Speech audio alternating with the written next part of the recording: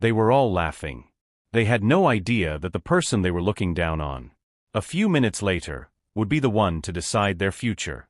It was noon and the sun was shining brightly on New York's financial district. The tall glass buildings were reflecting the light as if the city itself was boasting about its success. Inside the Easton Royal Convention Center, in the carpeted hall, expensive suits, shiny watches, and confident voices hung in the air. Here were gathered those who considered themselves powerful, because they made big decisions, turned over big money, and believed that the world was at their feet. In one corner of the same hall, a man stood silently. His name was Adrian Coleman. Medium height, simple khaki suit, no expensive watch, no striking style. He had arrived early and was standing against the wall, watching people. His face was calm, but his eyes bore the weariness that only those who have traveled the entire way from the bottom to the top can recognize. It was a high-profile business conference, where the Howard and Black Group was about to announce a new investment.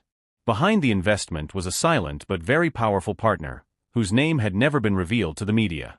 All people knew was that the man had extraordinary influence. No one knew that he was in this very hall, silent, ignored, and alone. Adrian walked slowly and stopped near the refreshment table. As he picked up a glass of water, the eyes of two people standing in front of him fell on him. Braden Hawks, the company's senior director, and his partner Laura Finch, who was known for her sharp tongue and superior accent.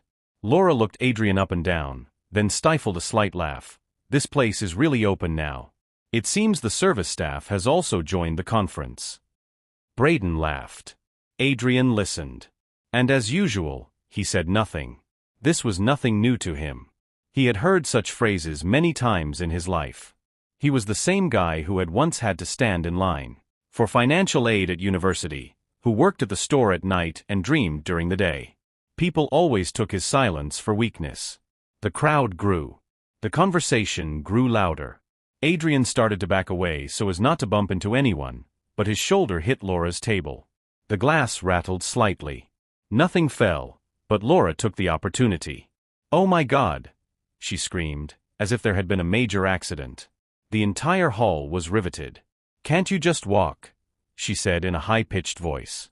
"Some people just don't belong here," Braden said with a wry smile. Suddenly, Laura picked up her coffee cup, and without hesitation, poured it onto Adrian's chest. The hot coffee was absorbed into his suit.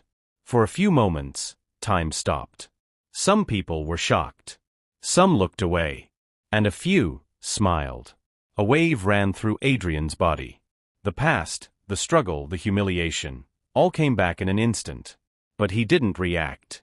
He just took a deep breath, looked at his sleeve, and bowed his head and walked away. Standing in front of the bathroom mirror, he looked at himself. The same face. The same eyes. The same silent strength. He said softly, "Not today. Today I will not lose myself." An hour later, the lights in the hall dimmed. Everyone sat down in their seats. The most important moment of the conference had arrived, the introduction of the silent partner. The chairman of the company came on stage and said, "Today we are going to introduce the person without whose trust this project would not have been possible." The hall fell silent. Mr. Adrian Coleman. Laura's face went white. Braden's breath hitched. The same man, the same suit, was now coming onto the stage. Adrian grabbed the mic. There was no anger or arrogance in his voice. Just the truth. "The true test of power is not how much you can earn," he said. "It's how you treat those you consider inferior." The silence in the hall became a scream. Adrian didn't name anyone.